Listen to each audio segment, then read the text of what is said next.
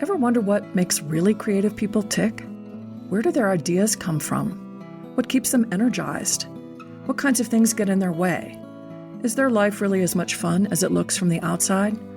Hello, I'm your host, Lily Pierpont, and this is ArtStorming, a podcast about how new ideas come to life and become paintings, sculptures, plays, or poems, performances, or collections.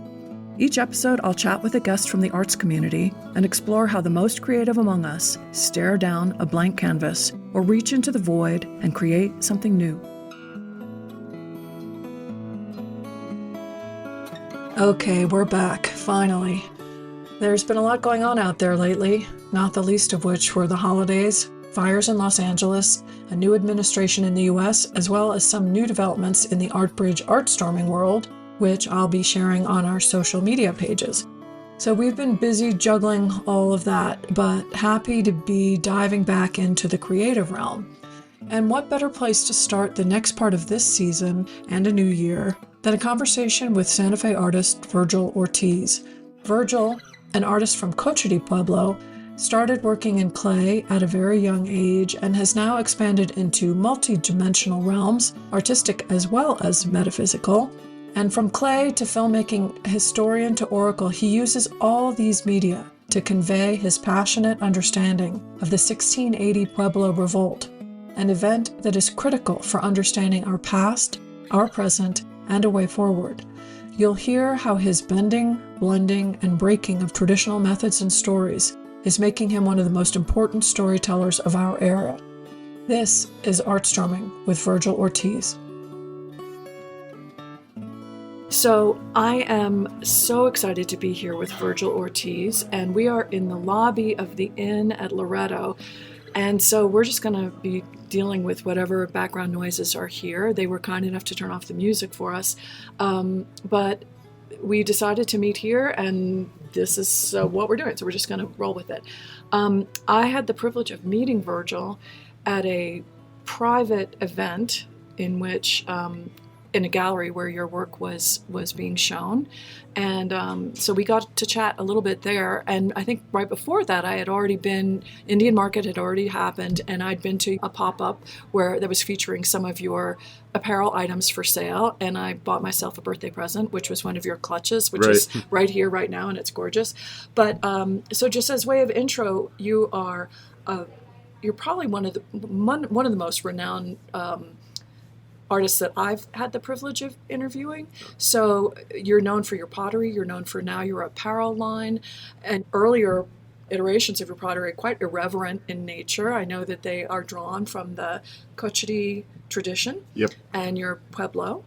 And I think that's all I'm going to say about you, and we're just going to launch in and just kind of groove it from there. So first, let me just thank you so much for coming, because I know you're a very sought after guy these days, and we were originally going to meet, I guess it was last week, and you had the opportunity to go to the Getty. Yeah, we were busy out on the West Coast, so sorry about that, but we're here now, so it's all good. Yeah, so can you say a little bit about what you were doing out there, or do you... Yeah, definitely. I was back out in the Los Angeles area, and that is like where most of my manufacturing for the garments and leather accessories, everything is created out there.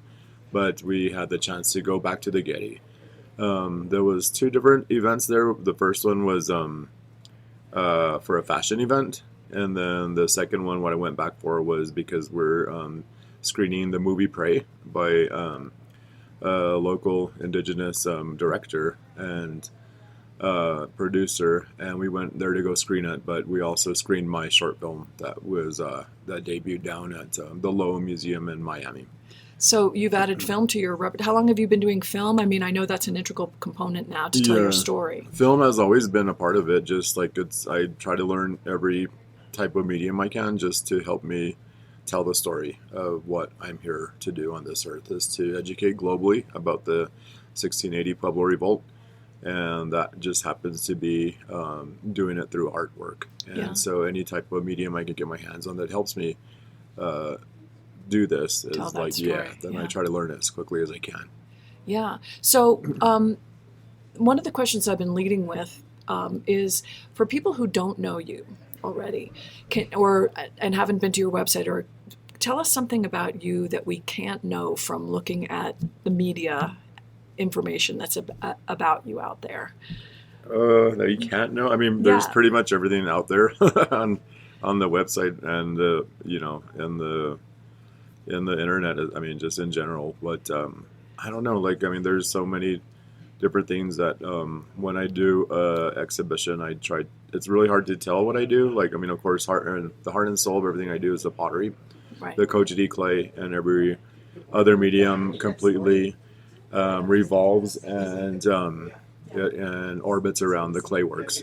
So that is like you'll just see different angles of what I am doing through the website is probably, or Instagram is the most active way of what we're putting out, what we're doing next. So let's roll it back a little bit and say, obviously the 1680 revolt is the most important thing to you and a source of it. When did you first realize that that was going to be the thing that you spoke about in your art? Right. There's two reasons why I feel like I'm on this earth, and it's the first one is, of course, to make sure that the coachity tradition of making pottery does not die out using traditional methods and materials, because that art form is dying already, just because of how long it takes to use these old school methods and materials. Like, when I say traditional, it means that my family goes to go dig the clay. All the materials we use are from the earth itself, so it's just using everything from what the Earth Mother provides us. And also the second reason why I'm here is that to educate globally about the revolt. So that just came into play. It's always been in my head, and I credit indigenous ancestral memory from when I was a kid, because I'm the youngest of 6 in my family, and being with my parents who are both artists. Our dad was a drum maker and our mom was a potter. So just having that influence around me on a daily basis, I naturally picked up the art scene of what was in my family. Do you remember the first sensation of having clay in your hands? Do you remember how old you were? I mean, we have pieces that our mom bought from us, like, to encourage us to keep on making it. And my inspiration was when I was like, I have pieces when I was 6 years old that our mom saved and kept them in the family. So, I mean, it's hard to remember. Do you remember making those specific pieces? Yeah, instead of touching it, I remember the smell more mainly, just because of, like, I mean, it's like when you smell the thunderstorm coming, like, you know that it's the earth is getting wet, and, like, especially the clay that we use is just so that it smells like you can eat it. It's so delicious. But that's like mainly the memory I remember when I was a kid. Yeah. And so your siblings are also artists, or are you the only one who sort of emerged as a full-on? We all dabbled in it, and there's maybe 2 of us that are doing it, and then also my nieces and nephews. We're trying to make sure that they know where to get the materials, how to process them, and yeah, there's like maybe about 5 of us still making them. Yeah. And when did the Pueblo Revolt come into your awareness? Was that as a child? Probably as a teenager, you would always hear a lot of stories about it, because Through your family, or was this through at the family school? and the public. You know, I mean, it's that's one of the main reasons I do it, is because it's not taught in schools, it's not in our history books. So for the fact that it's almost being swept under the carpet is like trying to erase our story, our history. So what I want to do is to really educate, and using the art is the easiest way that I found out how to do it. Yeah. And so do you remember the first piece that you did that had the Pueblo Revolt as the inspiration for the piece? Yeah, it was about 23 years ago, I would say. I do remember the first show that I did was at King Galleries in Scottsdale. So it was about that long ago. And to remember and start writing about the Pueblo Revolt, and we released the first character, and they were the blind archers. So I developed 19 groups of characters that represent the 19 pueblos that are left in New Mexico today. So right, for every other show that I do, like, we release a new one of these characters. So that's how all of my exhibitions came together. But the leader of the Pueblo Revolt, who is Popeye, he was out of Okeawinge Pueblo, which is just north of here, of Santa Fe. He's the guy that devised a plan to have all the pueblos, and there's like over 40 pueblos back in the day, and to gather all of them together and to have them all revolt at the same time was a big task, but they did it. Yeah, how did they do that communication? Obviously, that would have been interesting. It was a simple plan, but it worked because what he did was sent runners from the northern pueblos to the southern pueblos, and he had gave them knotted cords to the same amount of knots on each cord, and he instructed them to deliver to each of the pueblos, the leaders. And he told them to tell the leaders, like, at every morning untie one knot. So when the last knots were untied, then that's how they timed it. So all the people in the pueblo rose up and pushed out the invaders that were there. So that was America's first revolution, but nobody calls it that because of the genocide that happened and the bloodshed and all that. So I feel that, that I'm connected to it that closely with my manager, Tisha Goyo. Her father, Hermina Goyo, was one of the original people that spearheaded of education about the revolt. And he taught us a lot about it and basically passed the baton to us because he realized what we're doing, like with our shows and being able to reach out to a lot more people using art. And he just said, just get out there and tell the truth, tell our story. So This is how we took the inspiration to keep on doing this 24 years later. We're still here educating about it. So there's so many things in the works about how to use art, and the biggest one is a feature film. So I've written a movie script about it, and that was again like 24 years ago. And basically anybody that comes to my exhibitions and they follow what the shows that I do, whether it be in a museum, a gallery, or wherever, but then you kind of basically know the whole movie script. And I've written it, taken place in 1680 in the present time, and then also in 2180 in the future. So that allows me to bring in sci-fi characters because I love sci-fi, and heavily influenced and affected by the first Star Wars when I was 7 years old. So also like movies and TV shows like Battlestar Galactica or Star Trek even. So it's just a way of how to brainstorm about getting and breaking down the walls to the next generation. And it's through feature film and through having cool characters that will stand up to, say, Darth Vader or Stormtroopers or Luke and Leia, all that. So I know that some of your pieces, well, I want to ask two questions at the same time. One question is that before you, maybe it was earlier work, I don't know if it was earlier than 25 years ago, but some of your pieces are very irreverent, talking, and they don't seem to be specifically about the Pueblo Revolt, but I've seen some pieces that some collector friends of mine have of yours that are, just kind of poking fun at the establishment, say the church, for example. Right.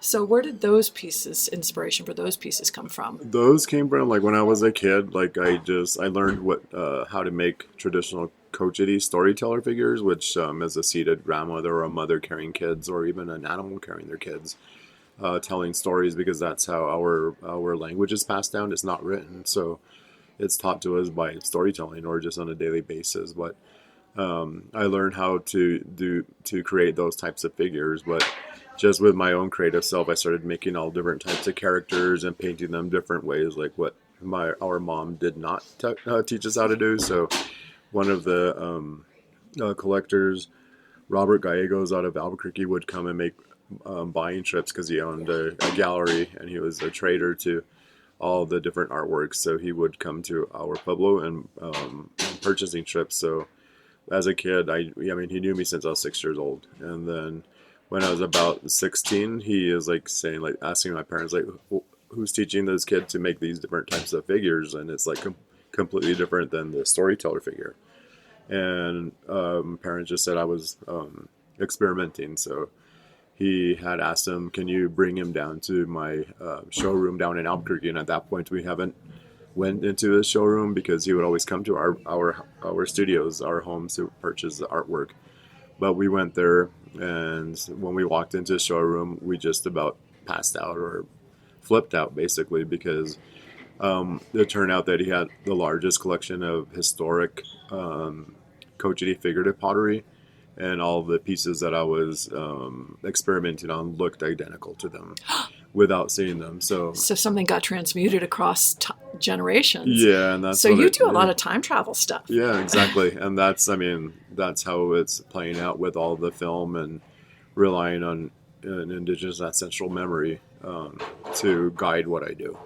So at that point, when I was 16 or 17, I knew I was going to dedicate my life to clay and to make sure that it doesn't die out. So that's what my journey is so far. And then also here comes the Pueblo Revolt. So going back to the whole my life of using artwork to educate about the revolt.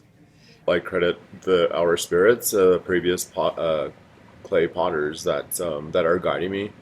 Once after I seen this happen, and my parents pulled me out of the showroom and just said, took me outside and just said, remember this day because of we didn't teach you how to do these types of figures, and it's the clay mother that's talking to you and through you with the clay. So remember this day. So I did, and I knew that was gonna be my life, is to dedicate my life to make sure it doesn't die out, and to give voice back to the clay. Because earlier we're talking about it had any connection to the revolt, then it did.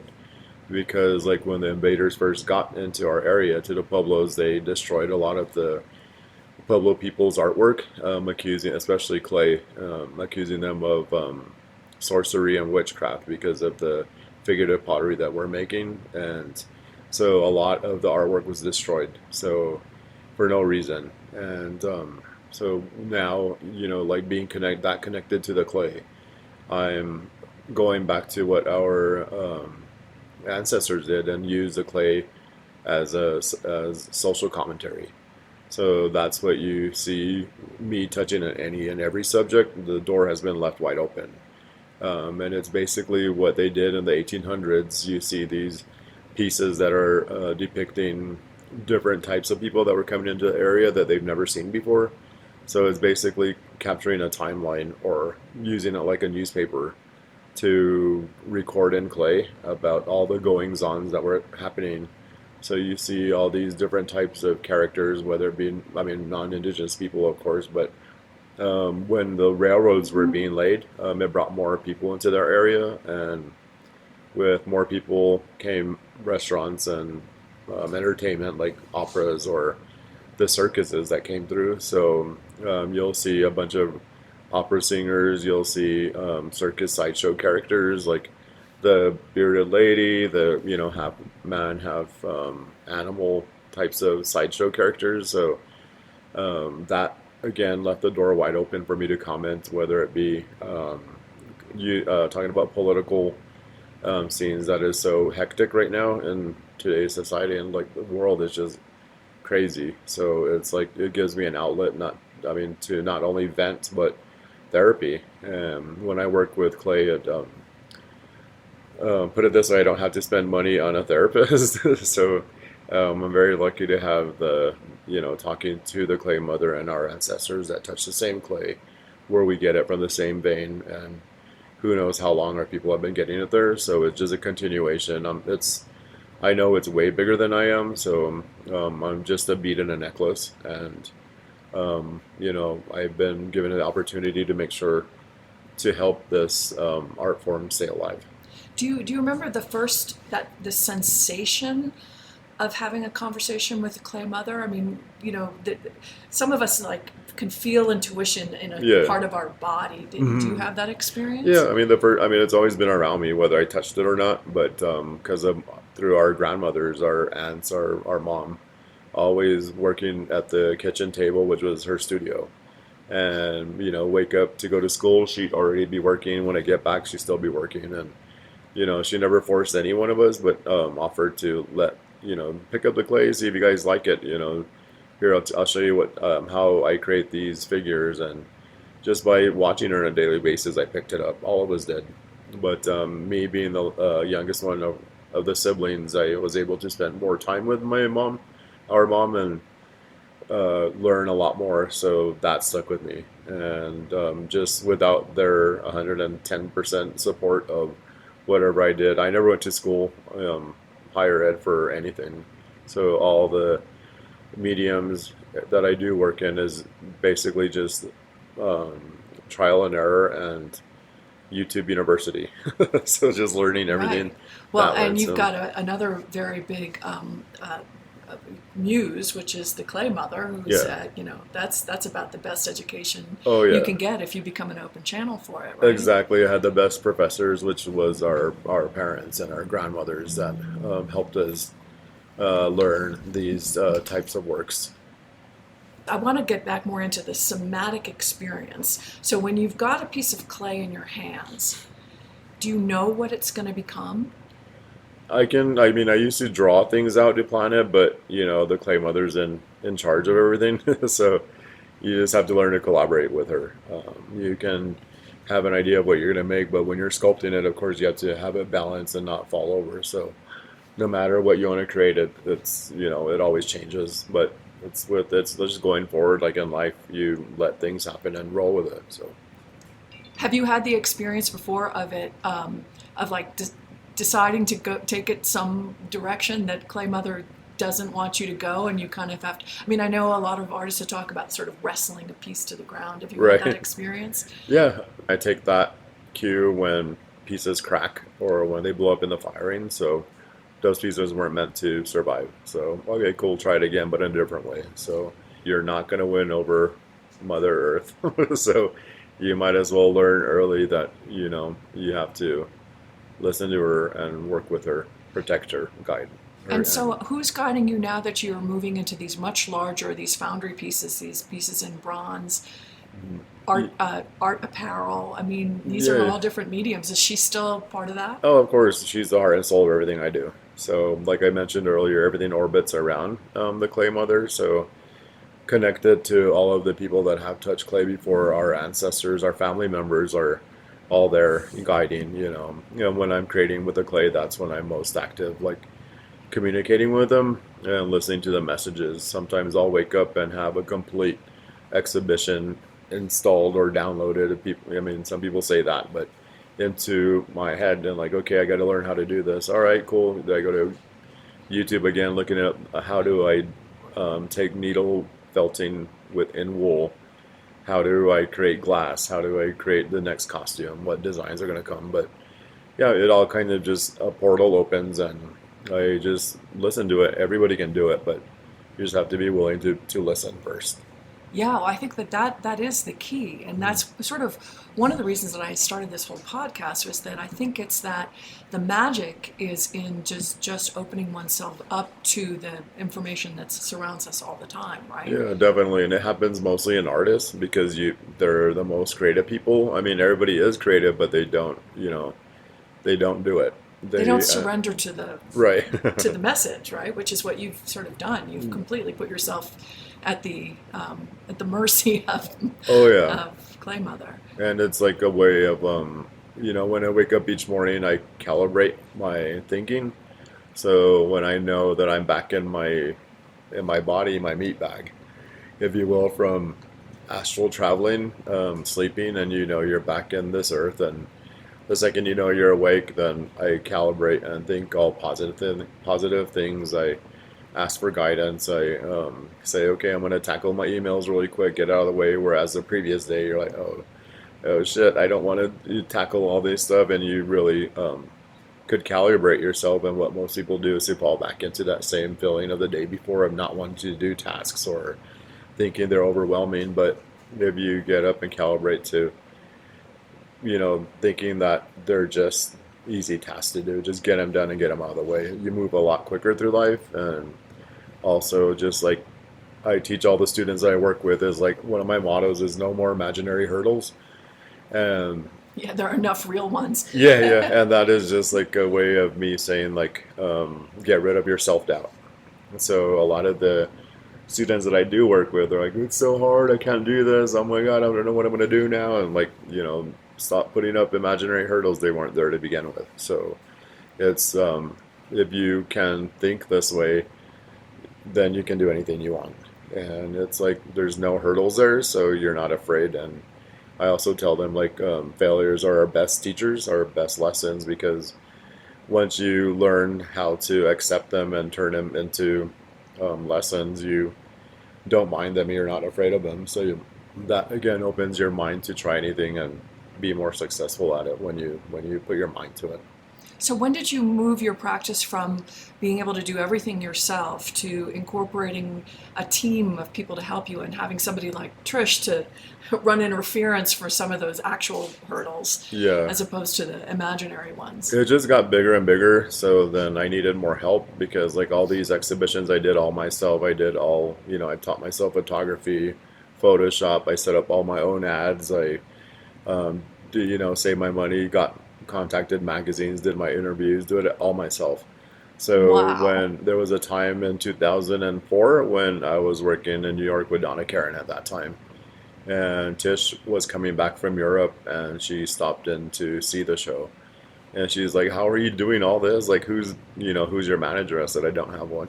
So at that time, she was starting her new company, Indian Star Management, and I was her first client. So we got together and we figured out from the ground up of how to make a business work. So I learned how to not be control freak. Control freak, yeah. Yeah. So when I learned how to do that, and that was, mind blowing to me, just because I knew I could find people that knew how to, you know, make music better than I could, more, get more quality video that I could. They had their own equipment, whereas like I relied on my old 8mm camera, my DSLR, my iPhone, right? And now, I work with camera people like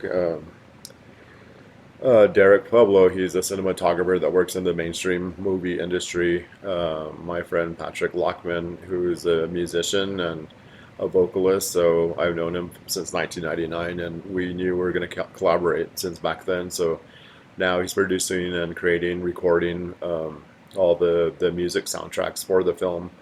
And those soundtracks are broken down into the different shows that I do. Alex Sokol is out of Chicago, and we met over Instagram. And he's a musician and vocalist himself, and he's been performing with the Blue Man Group for 13 years now. But he also dabbles in augmented reality, AI, footage editing. So now, now he's on the team, and hasn't been a year yet, and we've already done like maybe 4 exhibitions together.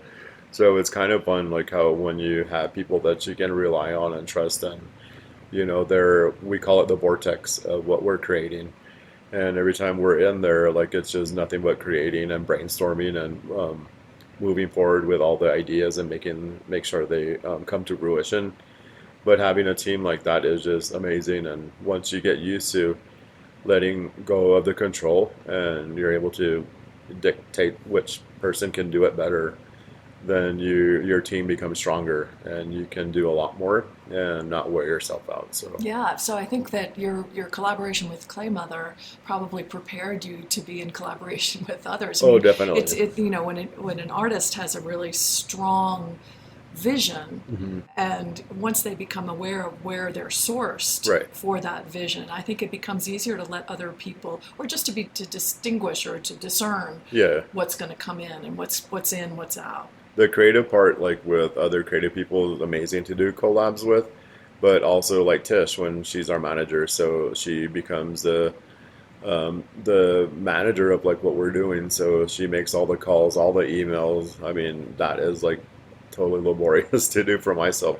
She's a Virgo, so she's about everything. She's all about hard copy. All the emails are all on point. Everything's written down. So Yeah, details. yeah, all the details, and it's pretty fun once you're able to, like she had to let loose of the creativity and trust in the process of what I'm creating.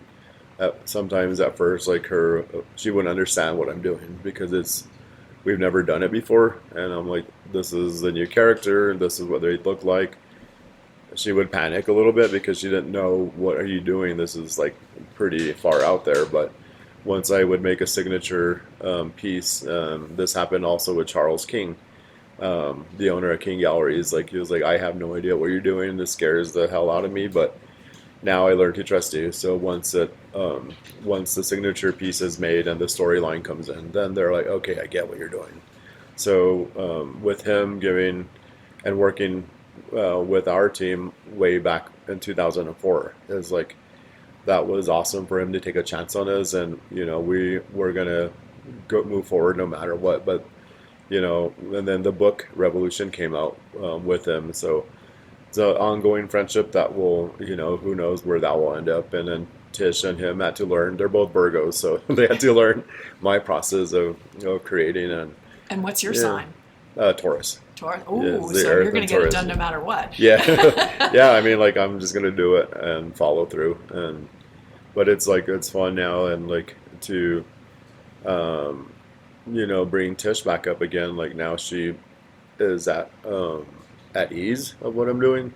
So it's a lot funner, and like of course we're all gonna figure out what we're gonna do. Everybody does, and you become more and more comfortable. But if we got lucky to figure it out that long ago, and now hundreds of shows later, it's like you can see where it's going. And well, it must be so crazy with all the new technology and virtual reality and augmented reality and all of these new things at your disposal, and your imagination and time travel and all the characters that are already in place to take them to the next iteration. How do you even sleep at night with all that stuff going through your head? I don't know if I sleep, but I mean it's just kind of funny because like of course our meat bags need rest, but our minds never do. So I think that's how I operate, is like I can unplug for a little bit, and like I'm a night owl, so I would go to sleep probably 4 a.m. and wake up at maybe 10, and then take care of emails in the first part of the morning, and then start talking to people at maybe at 11 o'clock. My mind really doesn't function until about 11, and then get some food, and then back into the studio till 5 a.m. again. But it's like to adapt to the new types of media that is out there, such as AR and AI. Combining it with all the analog stuff that I have. A whole treasure trove of my vault is like just stuffed with photography that I did years and years ago, and then old footage. New footage, new photography stuff, I mean, now I work with 3D modeling programs. I really incorporate everything I can. So having someone like Alex on the team to bring or go back to footage from 2004 or earlier, we're able to feed that into the programs that he works in, and then bring him alive and update them. So it's really looking at stills, at photographs, like if I didn't have any video footage of that, certain photo shoot, then we're able to bring those stills. And I love Photoshop, so I'm able to cut them out, the main image of a character, and add in new backgrounds or get footage. And then as long as we work in layers, we're able to make depth and everything come alive again. So it sounds like there's an infinite amount of material for which for you to work, and it's more like you're doing editing and collaging and right. And it helps us the team make storyboards that way, where we don't actually have storyboards. Well, we do, but it's digitally, and it's a lot more realistic right away than me drawing. So I do have those drawings of like the storyboards, but it's fun now where I can really just take pictures and the photographs that we have and plug them into these programs and spit out storyboards of what we want to do, and that saves us money, but also gets us closer to the finished project of what we're going to shoot as a feature film. So that really explains all the visuals, but in terms of the narrative, are you the Pueblo Revolt is a pretty big body of narrative to tell the story. So are you breaking it into little chapters, or how are you telling that very big, important story? Definitely, like with the 19 groups of characters that I do have, it's way too big for a feature film, and that is like for that whole saga is the big final goal is to create a feature film. So learning more and more about it, and learning how, like, a hero's journey, the tale of, the star of the show, breaking it down to only, say, four characters. The main character, antagonist, like her journey, what she has to do, the people she's going to meet, her sidekicks along the way. And it was best explained to me by Kathy, one of our friends out of Los Angeles, is like watching the movie Wizard of Oz or Star Wars. Like, Dorothy's the star with her little dog, and she has a journey, a hero's journey to tell. So she has to go get the broom to get back home. The Wicked Witch, and along the way she meets her sidekicks, and that's the basis of every movie, which I had no idea. But when it was explained to me like that, I was like, okay, now I get it. So now that's how we broke down my characters, and we're telling all these different storylines with each exhibition. And again, all that goes into a vault, so we have footage of everything that we did within that year, and we're able to just pick and choose for the next show, or prepare for the feature film. And how did you decide on a female character as the protagonist? Women empowerment. Like in the Pueblo, it's it's a matrilineal. Did I say that right? Yeah. Society, Matrilineal, and it's like, you see the Pueblo women, how much work they do on a daily basis, and we have to hold them in high regards, again, what they were normally held up as. So all my nieces and all my sisters, grandmothers, aunts, that's like a homage to all of them, of what they did, and especially our mom, like how she raises, how she always provided for us, with help from our dad, of course, but like, just, they're the backbone of Pueblo life, are the women. So that's why I want to give the next gen and the kids, and even older women, superhero that tells the power and the strength of who they are. And even though the main character of the Pueblo Revolt, you described, it was a man, right? Yeah. It was an important. Was he a chief, to the extent that there are? I mean, he was an elder. He was a young dude, and he was out of Okewenge Pueblo, and he was just a leader, a spiritual guy, and he's the one that figured out a way how to devise a plan for it. So he got support, having meetings all before the actual revolt took place, and all the leaders would meet and describe what was going on in each pueblo, of all the enslavery, of everybody being tortured and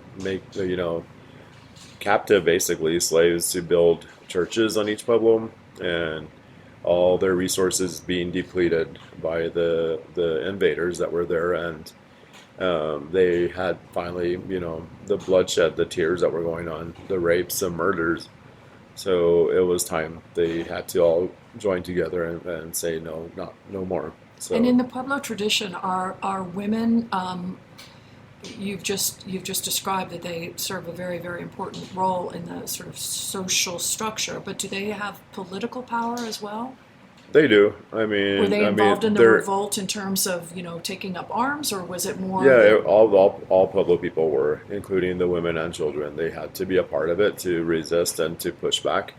As far as a political scene, they're I think some Pueblos do have women as governors, but I can only speak for Cochiti, and it's all they don't have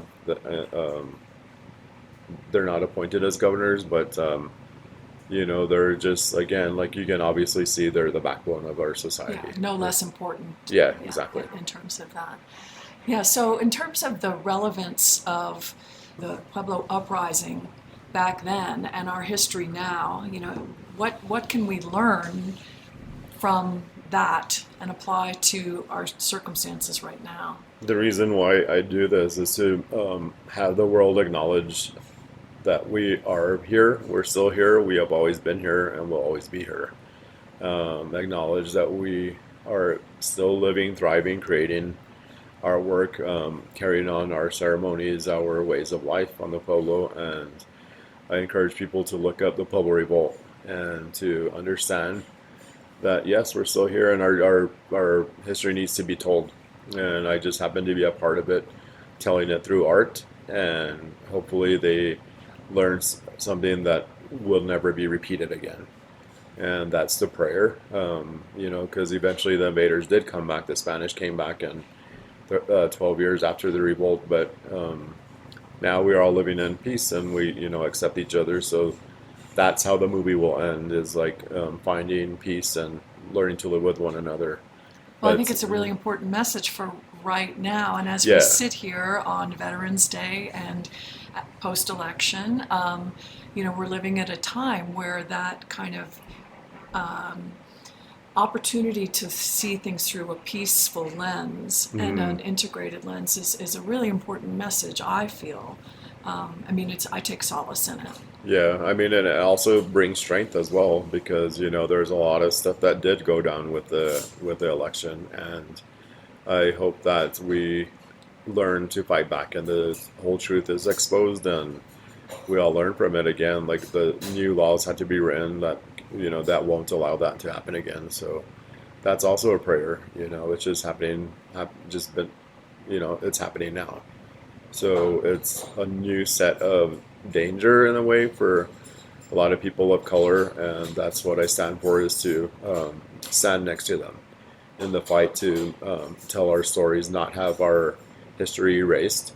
So, the artwork that I do create is going to last way longer than all of us and be here to tell that story. So with all the meanings and the storyline behind every show that I do, that's my way of contributing to what my prayer and for the world is, and especially for our people. Well, we certainly could learn a lot from your reverence for women within the context of humanity. Yeah. Unfortunately, the invaders didn't have much respect. Yeah, one day we'll have a woman president in the United States.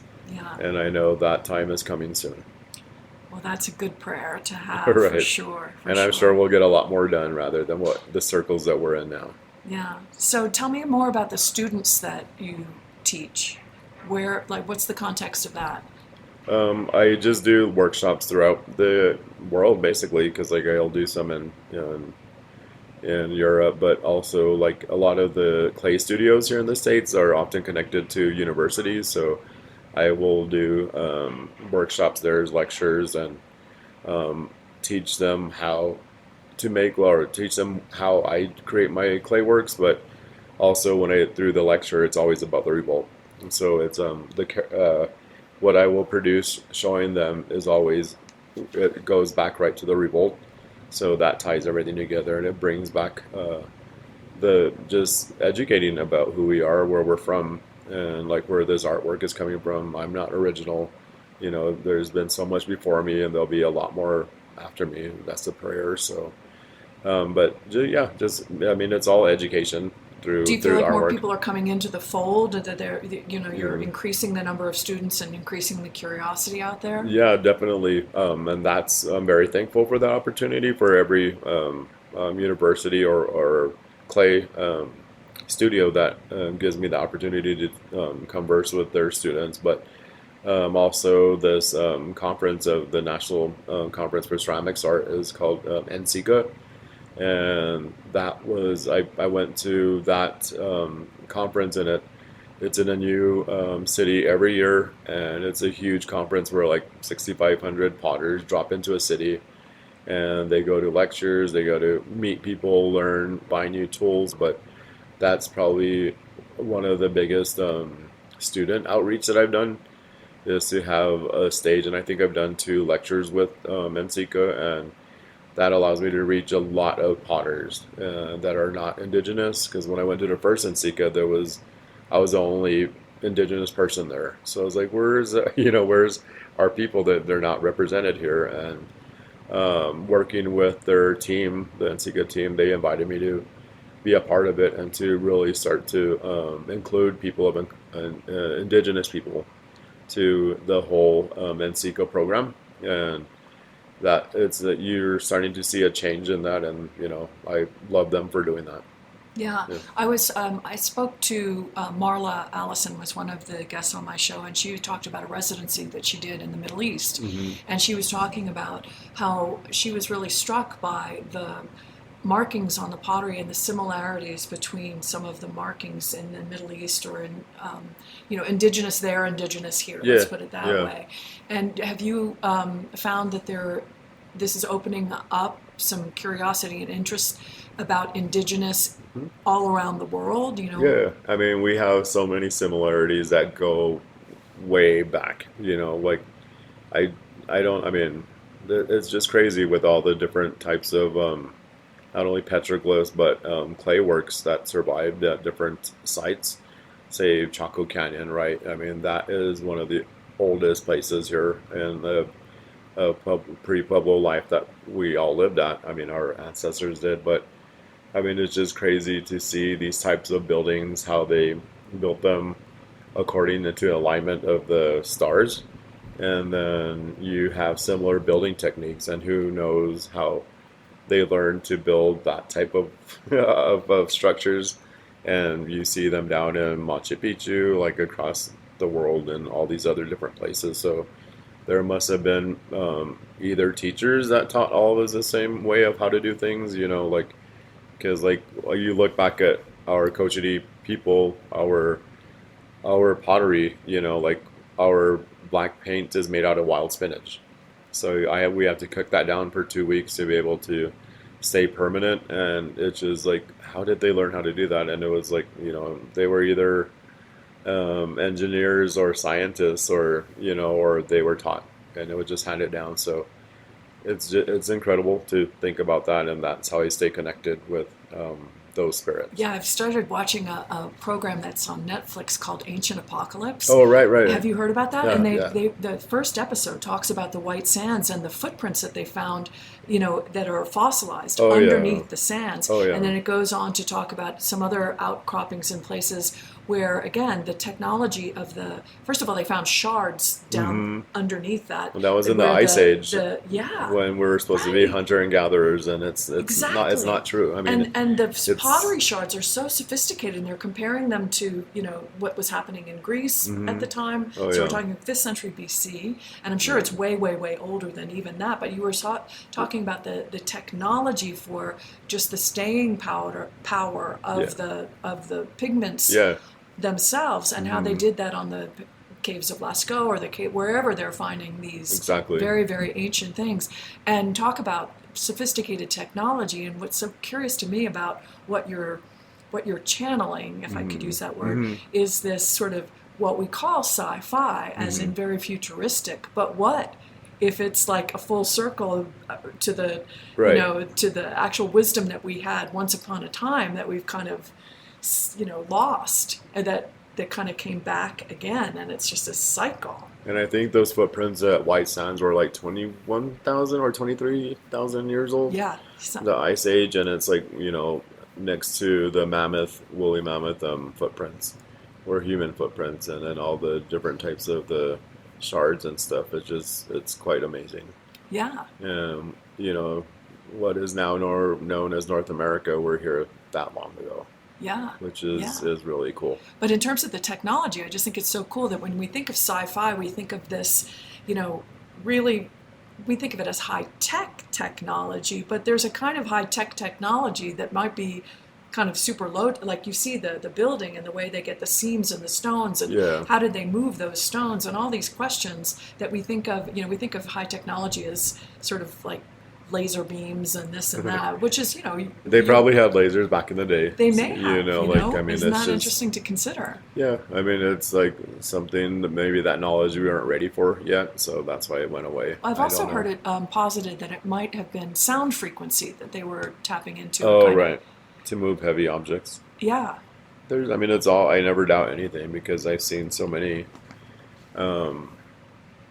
things that I normally would have doubt are real. So, and then also just listening to my guides, like, I know those are real, and most people will be like, "What are you talking about? You're crazy." I could be that too, but I doubt it. Well, I mean, when you tap into, or when you're channeling clay mother, and you're tapping into that more futuristic model and telling the stories kind of in that more futuristic way. Do you feel like you're getting downloads from a different entity besides clay mother? I definitely do. I mean, it goes beyond, because I can recognize the human spirits, and then there's others as well. So they could be so different, but could be us in the future or way in the past. I don't know that, but I know that that's where these messages are coming from as well.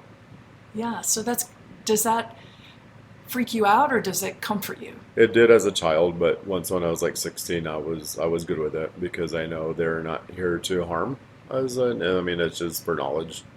And once you learn how to listen to that, then, like I said, sometimes I wake up in a whole storyline, a new medium. I feel like I already know it. So I just trust in it and then jump into it and do it till I learn how. It's just so amazing. It So really is so much fun. I mean, do you have fun with it? I Or love is it it. more Yeah, like yeah. it's like the red shoes that kind of dance you around? No, I love it. It's just fun, just because, like, again, working with a team that how close they are, how close we are together. Like, I explain to them how it works, and then once they understand, they get in the vortex, and it's just really a part of that. It's just opening our mind. And And how do you find that the communication continues when you sell? So I guess what I'm trying to get to is the collectors who support you, the museums that support you, your patrons, so to speak. Yeah. Although I don't like the word right for this application. But do you feel like they are a part of the audience or part of the process that ties into this? Do they get it? They are. They understand it, most of them, and it's their part is to help tell the story, help educate. So they're definitely a part of it, and with their support or the money that they spent on a piece, it allows us to grow bigger and to be able to reach more people with more education. So it all works together, and yeah, they're definitely a part of it. Yeah, and you're in some pretty significant museum collections, and how does that feel? It's surreal, but like I was able to have my parents show me some of the museums and the pieces that they had in it. So it's just kind of a natural segue into doing shows like that. But when you're actually working in a show, it's exciting, and then you go to the opening and you're like, okay, cool, what's next? But you're thankful of what you just pulled off. So yeah, it's just a part of the process. Are you already kind of on to the next thing for sure? Yeah. So does it, when you look at an existing body of work or an earlier body of work, does that just sort of feel like a distant memory because you're sort of so future focused? Yeah, it's fun just because you went through the whole experience and you picked up so much more knowledge and ways of how to create something like that and how to improve on it and to just move forward. So of course, every show that is just opening, I'm already on to the next show because I have been working on that previous show for more than 6 months, 6 to 8 months already. So and now with the scale of the pieces that you're doing, I mean, I would imagine that the fabrication of those pieces is a lot more complex. So is it still only about a 6-month process? Because that's a lot of work. To like produce. To get the actual larger pieces, the first ones, like when you do something for the first time, it's a lot longer. So that took about 2.5 years to develop, and then once we got the hang of it, all the whole team that helps bring one of these really larger than life raku pieces together. Now we're in sync. Now we're in the vortex together. So it takes probably a good 8 months, I would say, to make one.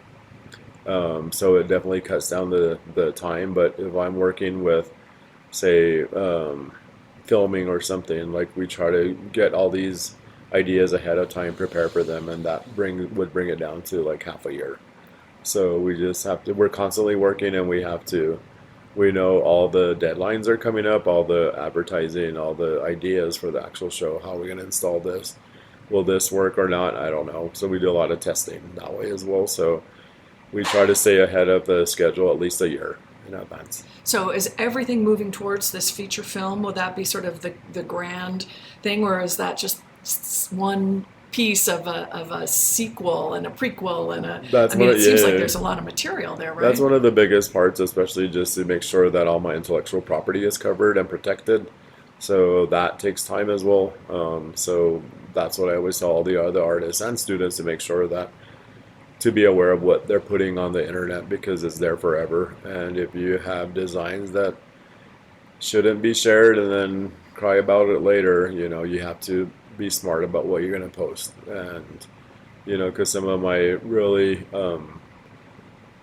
deep designs, I don't know how else to call it, but very traditional designs, that's only made to stay at Coachity, then that's where they're going to stay. Yeah. I'm not going to post any pictures of them or anything, or try to sell them. And then there's other ones of the designs that I tweak to make them my own personal designs, and signature design elements pop through. And also families have different designs that are a part of that family, kind of like a crest in each family. But yeah, you definitely go through it and learn how to protect your intellectual property. Well, it's interesting when you consider that some of these cave paintings or surface paintings that are very, very, very ancient, they're forever. Mm-hmm. And we're still seeing them however many, 26,000 years later, Yeah. if they're that old. And so do you feel like that those were there deliberately and permanently set in stone to teach future generations, or were they a teaching device for the immediate time? Or I think it's both. I think it's both, because like I'm doing it now, like I do it to teach nowadays, but also when I moved on to the next dimension, like those are going to be the education part of it. So it's doing it both, like what I can do now while I'm here to be able to communicate directly, like such as your podcast, and then also when I'm out of here, then those podcasts or the interviews will stay there as not only instructions or just education, basically. Yeah. Well, cool. I think we can wrap it up right there. Great. Unless there's anything else you feel like would be important to say to our listeners out there. Yeah, just don't be afraid to try anything new. Keep yourself busy. Turn off the TV for a while. Stay off of the internet for a while, and just work with your hands. And that is that's all we need. But also just to calibrate yourself every morning to a positivity.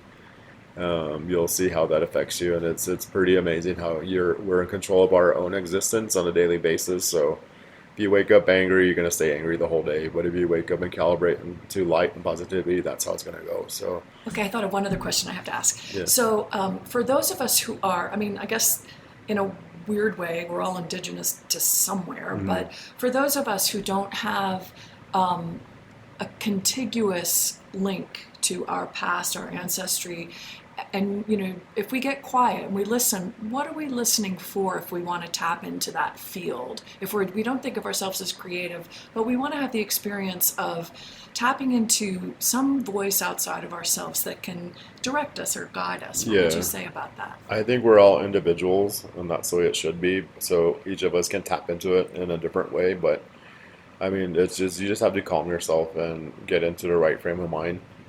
And always listen to your gut and your heart. That's the truth. And your eyes, your five senses. So you can add more senses if you want. So just it's all ours, but choose light all the time. Yeah. And it comes a lot quicker. Thank you so much, Virgil. You're welcome. Wonderful. Nice talking with you. Thanks. Well, thanks for joining us today. Please like and follow us on artstorming.org. where you'll find a list of our shows, a transcript of this episode with links to the guest page, as well as our other projects. ArtStorming is brought to you and supported by ArtBridge and listeners like you. Look for us on your favorite podcast platforms.